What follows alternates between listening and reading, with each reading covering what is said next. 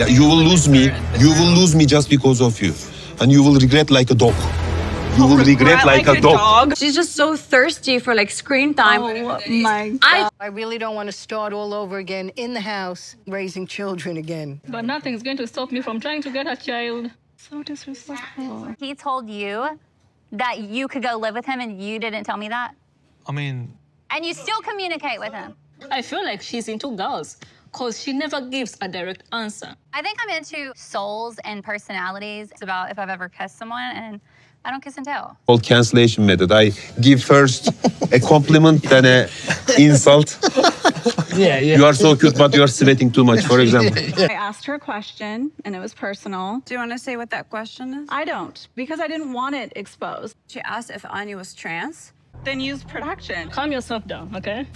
Girl, I am calm. You look a little riled up. Y'all, the tell-all is here. The claws are out. And it's safe to say that the tell-alls are actually going to be a lot more interesting than the season. Let's get into it. Hi guys, welcome back to Nikki Faces Reality. We are here to discuss 90 Day Fiancé, the tell-all part 1. Y'all, when I tell you that the girls are fighting, the girls are fighting. And it's funny because usually people put up the front that they're going to be friendly. But from the start, you can tell that there's a layer of protection, a layer of come at me if you want because I'm going to drag you. Yeah, that's the energy that's all over this tell-all. We're going to jump straight into it. There's a lot to cover. Before we do, as always, make sure to like, comment, and subscribe if you're new here. I cover 90 Day Fiancé. Sometimes I dabble in Love is Blind. I am going to dabble into 90 Day Fiancé UK. I am going to dabble into the Ultimatum Queer Love that's coming back at the end of the month. So we're going to have a lot to talk about. Make sure that you do subscribe. And just a reminder, this is a recap video, meaning I'm giving you a recap of the episode if you didn't watch it, and including my commentary if you're here and you did watch it and you just want to know what I think. Okay? I don't include a lot of clips. I usually include them in the beginning because of copyright. So we're here to chit chat like we're girlfriends, okay? I needed to say that before I kept rambling because sometimes I do get comments of people being like, where are the clips?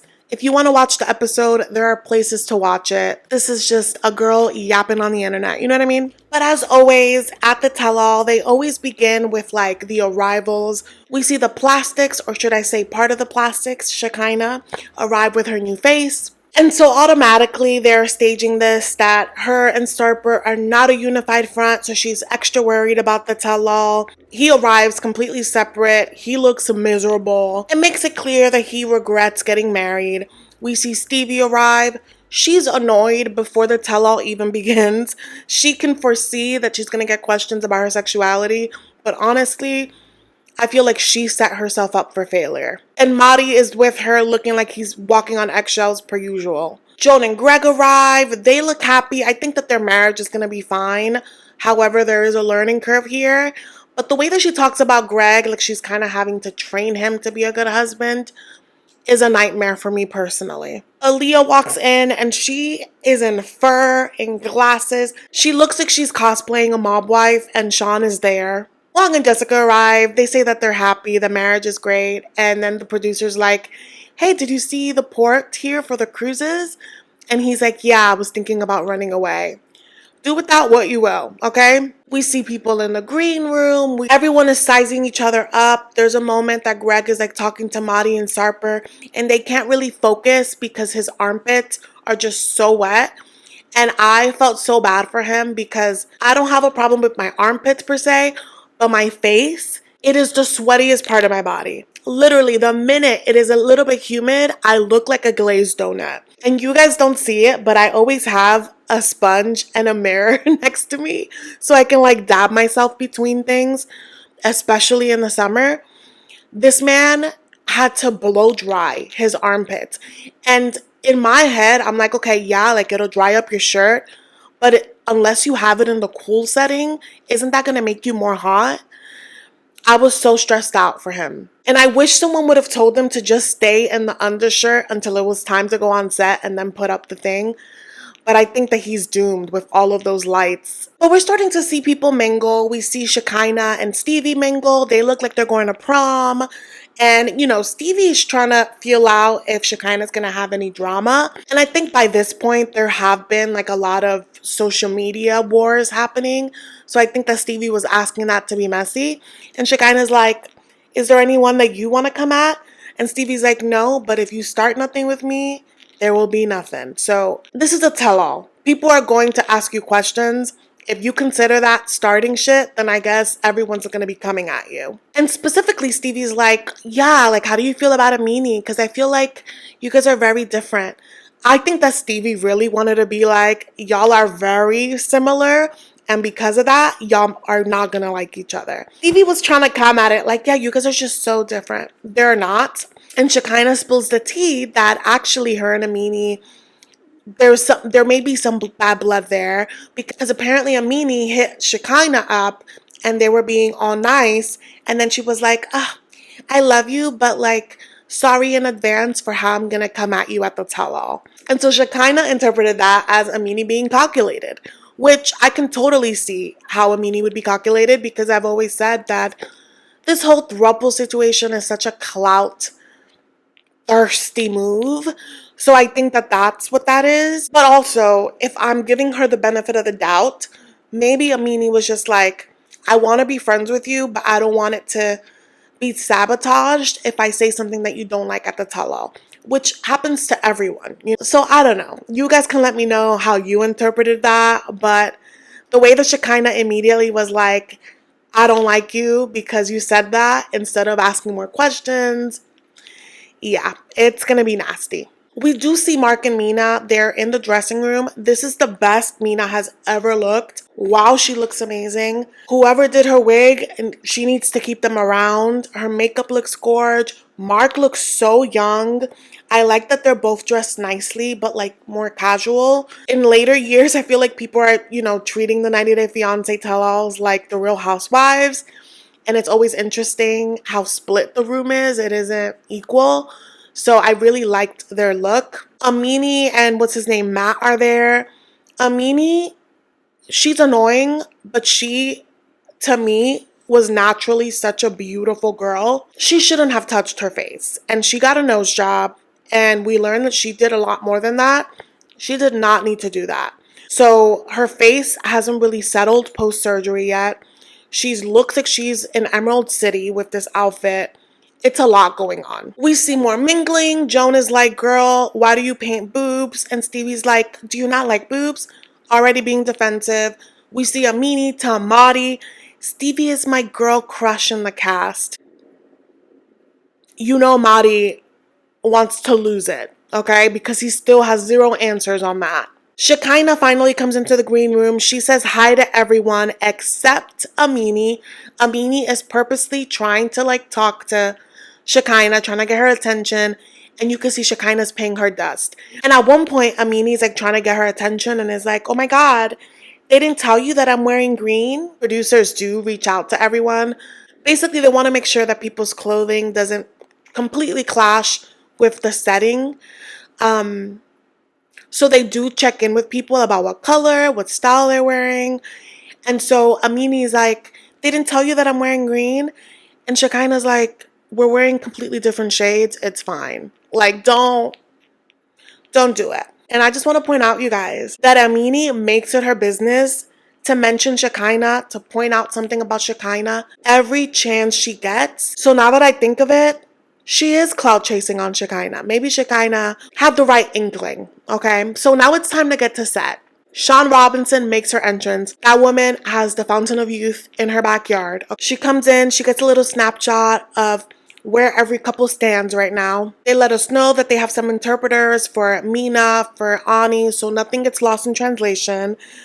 Which we will need because we're going to need a lot of tea, right? She asks Stevi&Mahdi if it was worth rushing, the wedding because they didn't maximize the 90 days and they said that the stress wasn't worth it. But I think it could be argued that it was because Mahdi already has his green card. So that's amazing. He could start bringing in money, right? They do a side-by-side of Shekinah with her old face and new face. To say that their marriage is rocky is an understatement. And already Shekinah is throwing digs at the fact that Sarper hasn't replaced her engagement ring with a wedding band. So she's like, am I married? We saw your bedding, okay? I think that that's just another way for her to emasculate him. But I think it brings a larger question of why doesn't he have his green card yet and Mahdi does? Because I feel like you guys have been in this for a long time.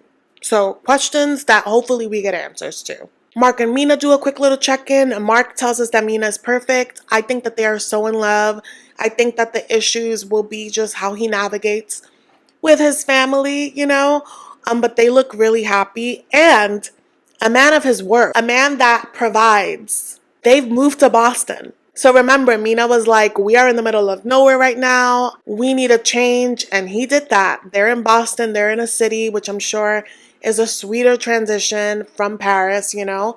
But I need to know about Clayton. So hopefully we get to know that in part 2. We get to the Throuple. Amini lists like over 5 procedures that she got done, all back to back. I got a nose job, like a temporal lift. I got a BBL. And then I got an Amini tummy tuck and lipo. Yes. Whoa. Again, I am pro do whatever makes you happy. I really do think that there's so many surgeries that you really need to do therapy for. Gender affirming, for weight loss surgery. I feel like some of these changes, like your nose is in the middle of your face. It changes everything. And I would understand if you went through an accident. I understood if, like, you know, you have a nose or you're like, I've been bullied all my life and it's really affecting my mental health. Amini looked near perfect, in my opinion. So it's just really sad that she got it all at once. And you can tell that she's not happy with it. So it's like all that money, all that time trying to heal up, and then you're looking at yourself and you hate it. And what's interesting is that Amini, when she talks about it like she's such an enlightened person. Like, yeah, you know, I did it because of society standards and this and that. If you are so aware of society standards, why put yourself through that? You know what I mean? And when we're seeing her, she's only like 6 weeks post-op. So for you to claim that you have all this enlightenment when you just spent all that money and you did all that doesn't feel authentic. And I almost feel like she's making this a shtick. I don't know if you guys understand what I mean. I just feel like it's very performative. And as she's talking about it, she's like, yeah, you know, I did it because of the pressure and kind of like Shekinah, you know, like I want to look like myself and like I just don't look like myself. And Shekinah's like, it sounds like you did it because you were unhappy with yourself and you didn't want to look like yourself. Shekinah had said before that she did this surgery to get it back to what she looked like before all the fillers and all everything. So she said that she wanted to do these surgeries to get closest to herself. Amini wanted to do it to get further from herself and hated the outcome. So Shekinah is basically like, I don't know why you're putting me in this conversation when we did it for very different reasons. And again, this is one of many times that Amini keeps grouping herself with Shekinah. And I think that that's very intentional because Shekinah and Sarper right now are like the golden couple of 90 Day Fiancé. Can you believe that? That's a whole other conversation. But I think that Amini's like, you are the one that I'm most closest to. You're the one that I need to dethrone. That's the energy that I get. And so Sean is sensing some hostility in this exchange. And she's like, did something happen between you guys before the tell-all? And Shekinah's like, yeah, she reached out to me. It was so premeditated. And basically was like, yeah, sorry for everything that I'm going to say about you at the tell-all. Amini's like, I'm just a girl's girl. And Shekinah's like, no, you're not. But Amini's like, I'm a girl's girl and I reached out because, you know, I liked you, but I just wanted to be like, no hard feelings. And Amini has the gall to be like, Shekinah's just making something out of nothing. She just wants more screen time. I do not like Shekinah, but if anybody is going to get clout off of someone, it's you. You could tell that Shekinah was like, excuse me? This is all a mess. The plastics versus the plastics. We get to Sean and Aaliyah. Everyone's like, ugh, that wedding was cringe. If you had to rate how things are, how are they? And they both say like 7, 8. But then we hear that they've had 0 intimacy. So Does that sound like an 8 to you? We get to Huang and Jessica. They said that they're, happy. They touch on the fact that Huang was like, I need you to learn Spanish.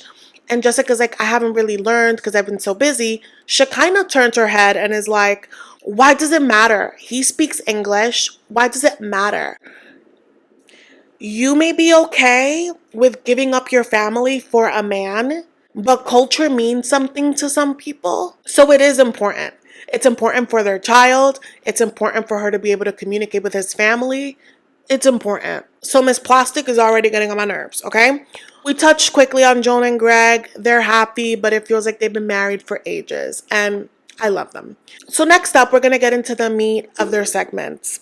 Of course, they start with Shekinah and Sarper, who both are leaving room for like Jesus in between them because there is the biggest gap between them on the couch, very far from honeymooners. They get asked about their unique bedding and Shekinah immediately starts crying. She's like, everything was so beautiful, but immediately after the wedding, he changed. And that was my worst nightmare. And Sarper's looking at her like, that was literally my worst nightmare, and it happened. And it takes two to tango. And we saw that they were both being drama queens leading up to it.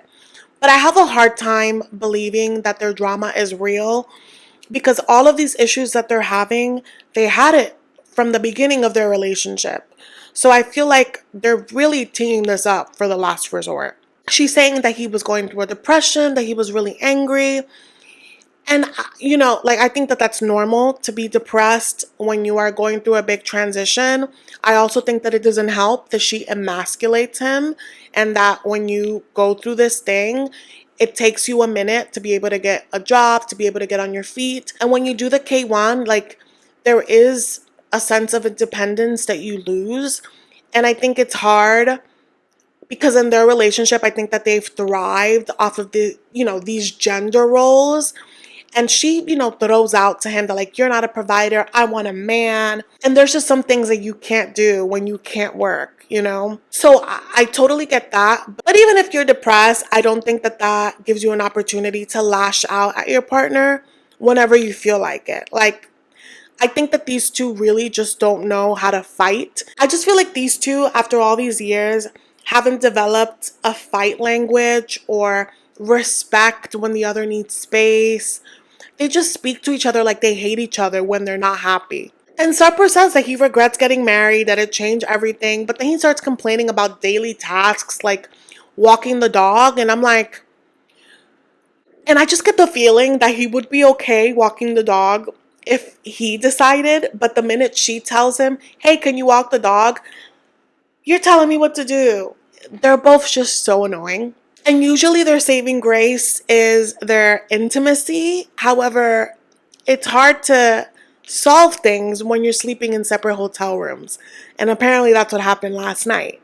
And of course, it wouldn't be a tell-all if they didn't bring out Dan. They asked Dan his thoughts on the bedding, and he's like, it's cute. A little cheap. She could do better, but it's cute. And he starts complaining about how he hasn't seen Shekinah in 4 months, that Sarper's affecting her social life and changing her, and that he is so upset because he just had a birthday and apparently Shekinah only responded to his text. She didn't text him. She didn't offer to, go to lunch with him. And she's like, Dan, I am married. I cannot go to lunch with you one-on-one. He's like, why not? You're married, you can't have friends. I too would not want my partner going one-on-one with a guy that literally goes out of his way to say that he's the better option for you. And everyone literally is like, Shekinah, you would have a fit if it was the other way around. If it was a woman coming after you the way that Dan comes after Sarper. It is so hypocritical. She's like, oh, Dan is harmless. You may view him as harmless, but he is messing with your partner. And that's what I mean, that Shekinah really doesn't care for Sarper's mental health. And I think that that is also part of the issue. And I just hate that I'm even defending Sarper, but I feel like it takes two. You can't expect him to water you from an empty cup. It's just not going to happen. And a way that you can support your partner is establishing a boundary with Dan and correcting Dan in front of your partner. You don't get to talk to Sarper like that. And literally, he's doing it in front of everyone, and everyone's like, hello? And Sarper flat out is telling Dan, you're literally nothing. You have an inflated ego because these girls made the mistake of hooking up with you. So you think that you're top boss in your friend group, but like, you're nothing.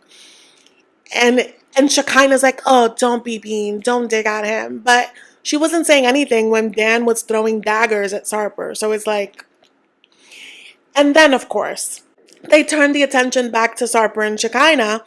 And Shekinah has this habit of recording their fights midway through, so you never know what started it. And so this time she sends the producers a video. Apparently, they had this big fight Christmas Day, and he left to a hotel and he left his wedding band. And she's like, look, he left his wedding band. I don't know what that means. And that's it. That's all she sent the producers. And apparently they were separated for like 10 days. And so again, I think that they need real help. But of course, they're going to send them to an island to be on the last resort, which, whatever. Dan leaves everyone with a little venom. He's like, I don't think that Sarper loves Shekinah 100% because he wouldn't be threatening to leave. And Shekinah agrees. And I can agree with it to a point. I think that Sarper does love Shekinah. I think that they're very sick. I think that they understand each other in their own way. But kind of like you don't threaten with divorce or a breakup every time something doesn't go your way. You need to stop threatening that you're going to go to Turkey, okay? And then they go on break and they go to their little, green room thing, their private area. And Shekinah's crying. And they're just so toxic. Because if one person says, I'm mad, the other person says, well, I'm madder. And they never solve anything. And literally, they're both just pouting in this little vicinity, but they won't leave each other. So who knows, But then we move on to Stevi&Mahdi, okay? And Stevie's already huffing and puffing, okay? And Maddie's like, he looks constipated, okay? But as we learned, he does have his green card and he is working as a personal trainer. So that's great. Stevie's loving, the extra flow coming in. She tells us that she's not jealous. He does have female clients. She actually sends people his way. She lets us in that she actually lost a lot of weight. He helped her with her training. So she's like, he's amazing. She's vouching for him. Great, supportive. Sean is like, Stevie has a lot of quirks as we've seen. Maddie, how have you been adjusting? And I think, we saw some of the quirks. We saw her having panic attacks, crossing the bridge. We saw her choices of art, to name a few. And Maddie is like, we talked about everything at length.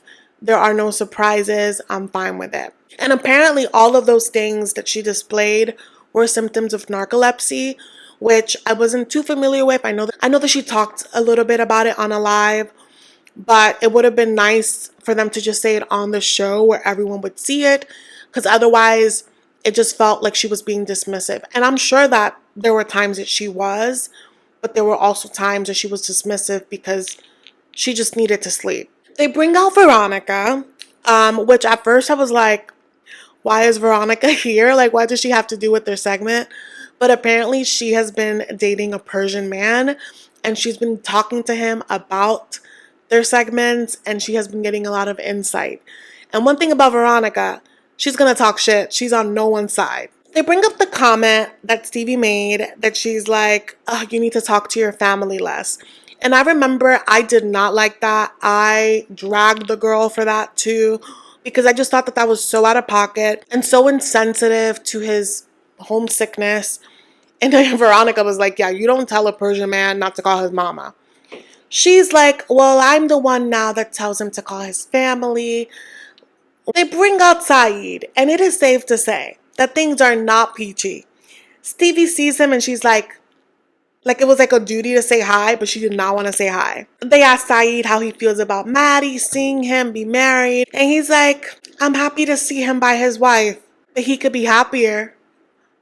And basically he feels like Stevie is doing nothing. He's like, what? He's going to be a personal trainer in Mississippi? If he had a more supportive partner, he would aim higher. Which I thought was so rude. Because according to Maddie, he came to America to be with Stevie. He didn't come here for opportunity. And the way that Saeed is talking about it doesn't make Mahdi look good. Mahdi's intentions look good, which is why it's dangerous when your friends speak for you. Because there are a lot of people that believe that Mahdi's here for the green card and that's all he wants. And if you have a friend here being like, yeah, you should go elsewhere to make more money to do this and that, it's like, okay, what about his wife, the person that he came for? And that's what everyone is saying. It's like, whoa, Stevie's in Mississippi. That's where he needs to be. And so he's throwing a lot of jabs at Stevie, like she's not doing enough.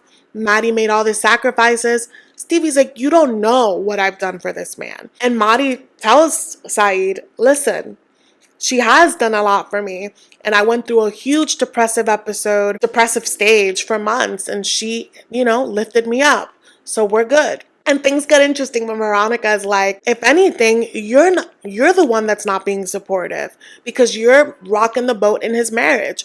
You've been here for 10 years. What are you doing for your friend? To which Saeed is like, well, I live in California and I offered him to stay with me for a few months to hit the ground running. He didn't say I offered y'all to go to California. He says he offered Maddie to go to California. This is news to Stevie. Stevie's like, I'm sorry, what? He offered you to go to California and you're still talking to him? Now let's pump the brakes. Maddie questionably didn't say yes or no to Saeed. He said, I'm happy here. Thank you for the offer. Should he have told Stevie?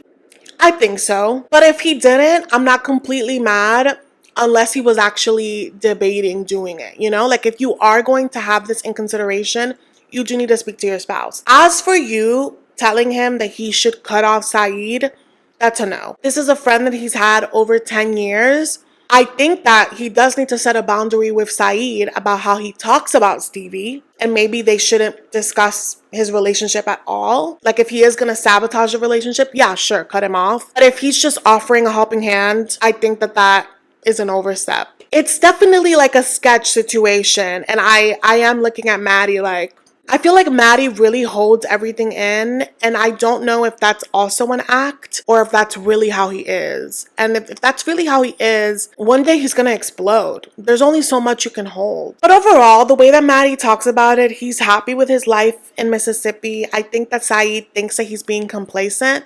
And Saeed, you can think that, but ultimately it is not your life. All you gotta do is be a good friend. They get to Stevie's sexuality.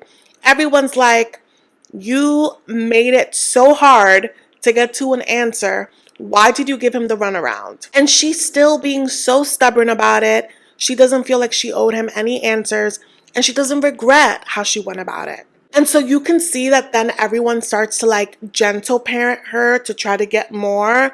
Shekinah's like, is it that you don't like labels, that you don't want a label? And Stevie's like, no, there's just no label. There's no label to be had. Okay. Sean is like, so have you kissed a woman ever? And she's thinking about what to say and then takes the longest to be like, I don't kiss and tell. This is a tell-all. And so she's purposely not answering, which again is making her look so sus. And again, she doesn't owe us an answer. She owes Maddie an answer, and that man looks like he needs it. And he says it. He's like, I still don't really know what's up. I have a suspicion that she has, but she won't ever tell me. And so then they go around asking the girls, if they've kissed another girl before. And we get a few yeses, a few nos. Of course, Jessica says yes. And guess who she's kissed? Megan, which explains Megan's alleged feral feelings for her. But then Sean zeroes in on Stevie again, and she's like, listen, you guys seem to be so open about everything else. Why not be open about this? And she's like, I did give him an answer. I'm into him. Girl, and you're being dense about this. And so Veronica's like, listen, honesty is very important. Again, you don't owe it to us, but he does deserve full transparency. And she's like, Maddie, hopefully one day you get what you need. And Stevie's like, oh, so what? Like, if I do tell you something, is that gonna change things? And Maddie's like, well, I can't tell you that it isn't. To which Stevie in her confessional is like, well, then that's gonna affect what I tell him. So these two are living in a lie. They break for lunch. We see Amini question Jessica about the fact that she's kissed Megan a few times.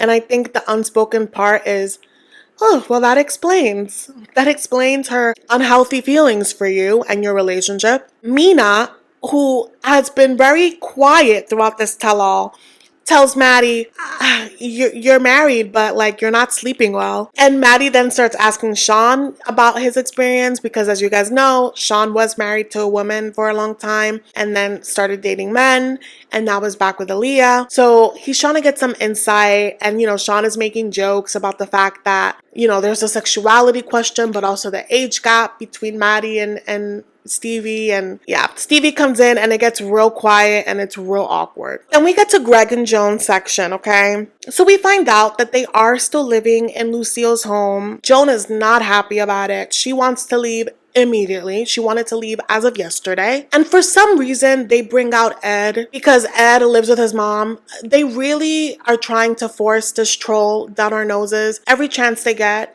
And I really could do without little Edward. But here he is, thinking as always that he's holier than thou.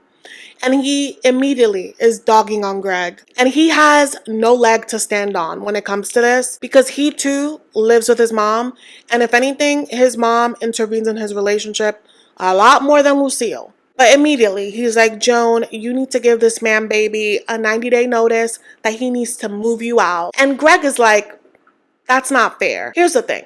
I think that Greg has had some time to get his life together. I do believe that. But in general, New York is an expensive place. The saying is like, in New York, you're always looking for a new boyfriend and a new apartment. And they're both really hard to come by. Like, it's not easy. And Greg has also grown up in a house probably all of his life. I think that is hard to downsize. I think that it's going to be important to start somewhere. But I think what he's thinking is to give Joan the best. And so he wants to save up for a down payment for a mortgage. I totally get that. But honestly, you're married. You need to get out of your mom's house. And if that means renting, you're going to have to do what you need to do, They bring out Lucille. Lucille, I have a love-hate relationship with Miss Lucille. I really do. Because part of me is like, this lady is overstepping. But at the same time, she's in her house. She gets to say whatever she wants, and I respect that. Play the clips of how their arrangement has been. And of course, it ends with the clip of Joan telling Lucille that she needs to leave the house more, which, like everyone, I thought was disrespectful because you need to be gracious that this lady is letting you into her home and y'all don't have to pay bills. But at the same time, I think that that's clip doesn't do justice to the fact that Lucille has said that Joan cleans the entire house, that Joan cooks. They also didn't show the clip where Lucille was here timing every time Joan showered. So I think that overall, this was a misrepresentation of their experience. And of course, people are immediately, judging Joan, and particularly Shekinah is coming at her in a way that I do not appreciate. It feels like a lot of tone policing. I don't like it. Sean is like, okay, so you guys have said that you want babies and you want a lot of them, but you're living under Lucille's roof. Like, have you guys, started planning on that?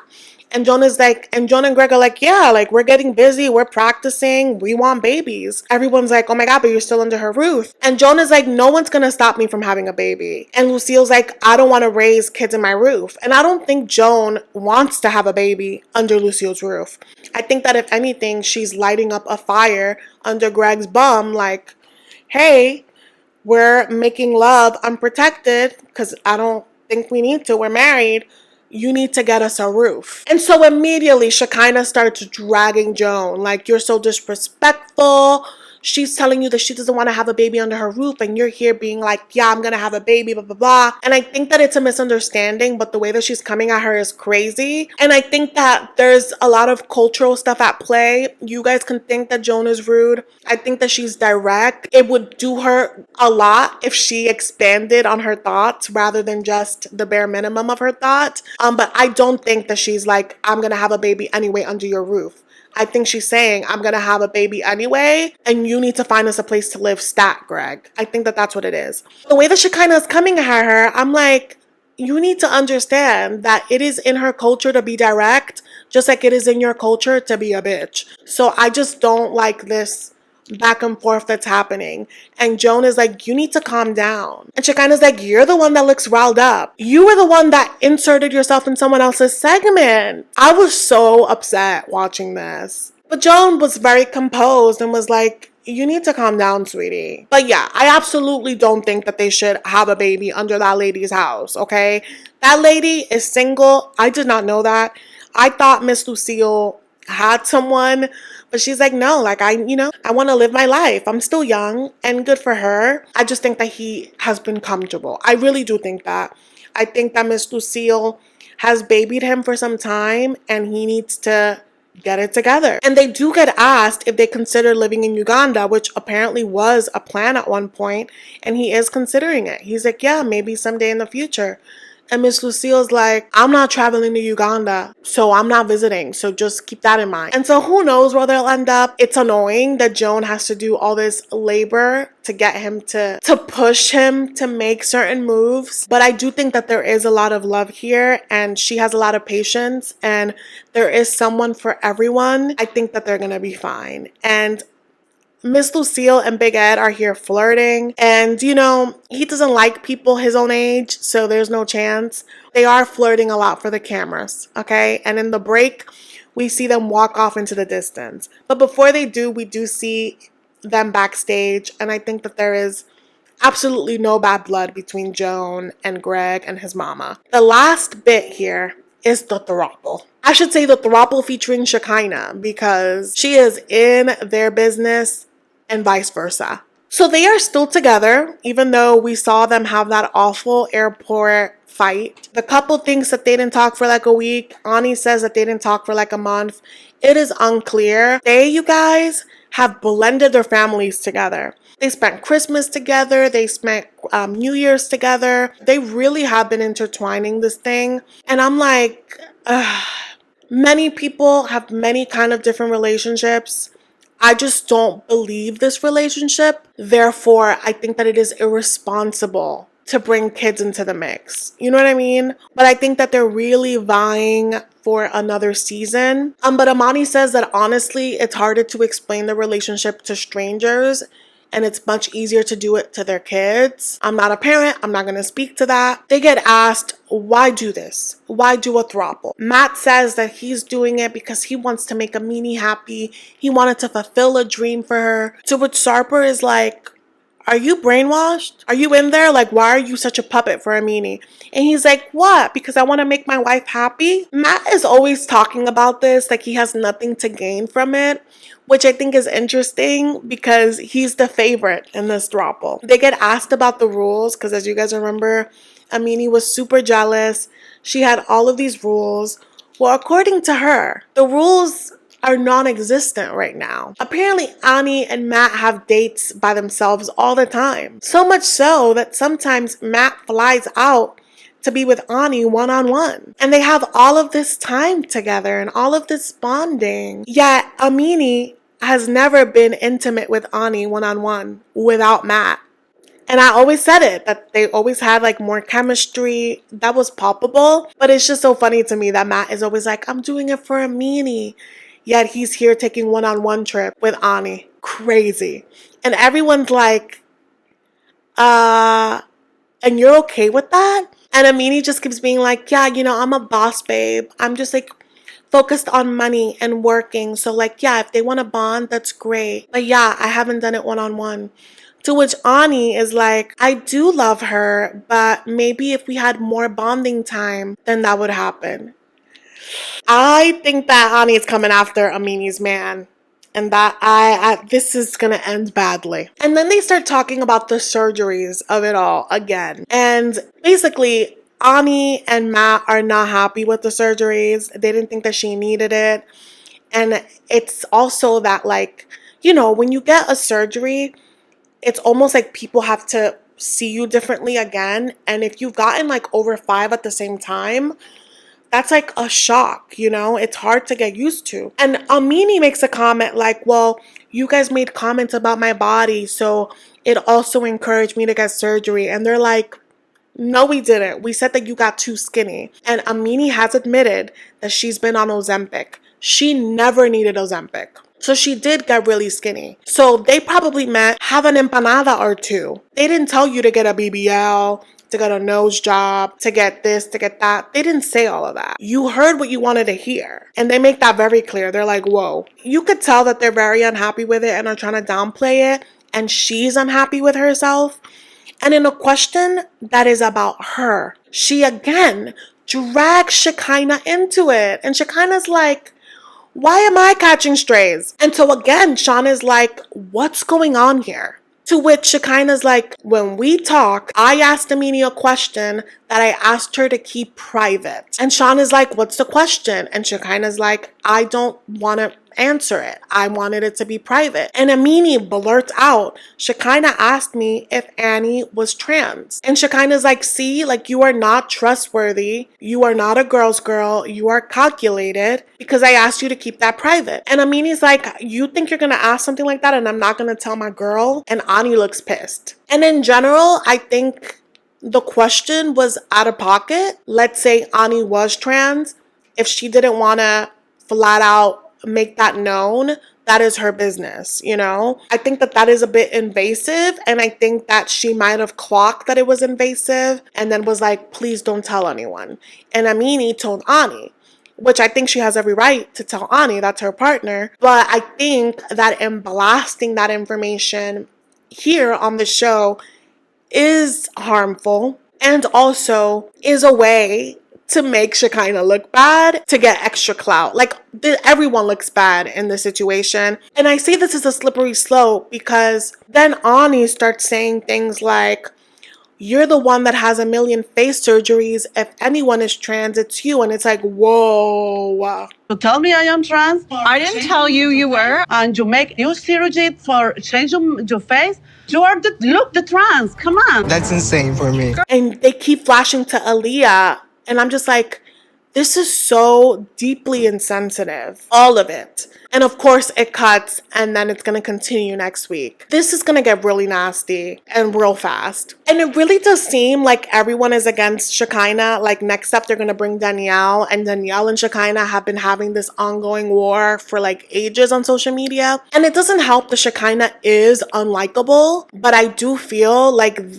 all of this is a calculated attack against her because they know they're gonna get clout. It's about to get real messy in part 2. That's it for the recap, y'all. Let me know your thoughts on this episode. I can't wait to read them. As always, thank you guys so much for watching, and I will see you later this week when I post Hunt for Love. Bye.